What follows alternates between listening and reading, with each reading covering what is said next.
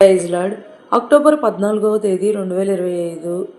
ఈరోజు దేవుని వాగ్దానం, నీ సంతతి మీద నా ఆత్మను కుమ్మరించెదను, నీకు పుట్టిన వారిని నేను ఆశీర్వదించెదను. యెషయా గ్రంథం 44వ అధ్యాయం 3వ వచనం.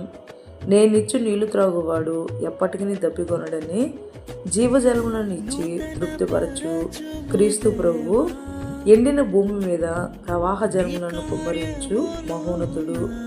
దప్పిక గలవాని మీద నీళ్లను, చెడు మార్గమున నడుచు ప్రజలకు ఆత్మీయ దాహము అనగా వాక్యమును విని గైకొనుటకు కావలసిన జ్ఞానమును అనుగ్రహించు అద్భుతకరుడు మరియు ప్రేమమయుడగు తండ్రి మన సంతతి మీద ఆయన ఆత్మను కుమ్మరించి మన పిల్లలను బహుగా ఆశీర్వదించు గనుడు.